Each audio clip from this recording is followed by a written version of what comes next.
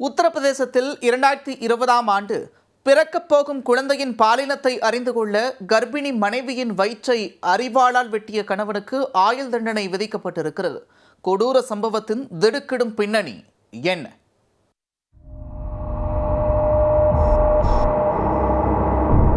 உத்தரப்பிரதேச மாநிலத்தைச் சேர்ந்தவர் பன்னாலால் அனிதா தம்பதி.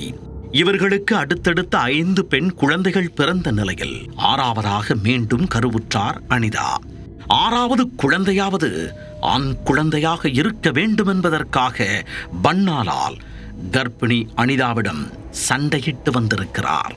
ஆண் குழந்தை பிறக்கவில்லை என்றால் அனிதாவை விவாகரத்து செய்துவிட்டு வேறொரு பெண்ணை திருமணம் செய்து கொள்வேன் என அவரின் குடும்பத்தையும் மிரட்டி வந்துள்ளார்.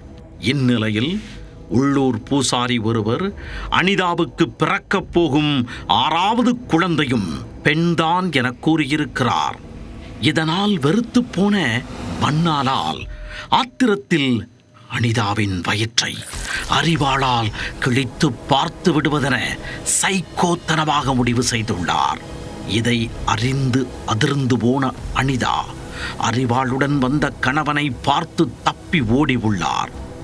துரத்தி பிடித்த பன்னாலால் சற்றும் யோசிக்காமல் மனைவியின் வயிற்றை கிழித்து விட்டார்.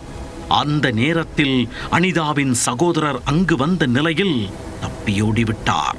உடனடியாக அனிதாவை மீட்ட சகோதரர் அவரை டெல்லி சப்தர்ஜங் மருத்துவமனையில் போலீசார் உதவியுடன் அனுமதித்தார். தீவிர சிகிச்சைக்கு பின் அனிதா காப்பாற்றப்பட்டார். ஆனால் அவரது வயிற்றில் இருந்த ஆண் குழந்தை பரிதாபமாக உயிரிழந்தது. பூசாரியின் பேச்சை நம்பி பிறக்க இருந்த ஆண் குழந்தையை தன் கையாலேயே கொன்றுவிட்டார் பன்னாலால். இந்த சம்பவம் கடந்த 2020ஆம் ஆண்டில் நடைபெற்ற நிலையில் பன்னாலால் மீது நீதிமன்றத்தில் வழக்கு பதிவு செய்யப்பட்டது. நீதிமன்றத்தில் அனிதா தனக்கு நடந்த கொடுமையை விவரித்த நிலையில் பன்னாலாலிற்கு ஆயுள் தண்டனையும் 50,000 ரூபாய் அபராதமும் விதித்து மாவட்ட நீதிமன்றம் உத்தரவிட்டுள்ளது.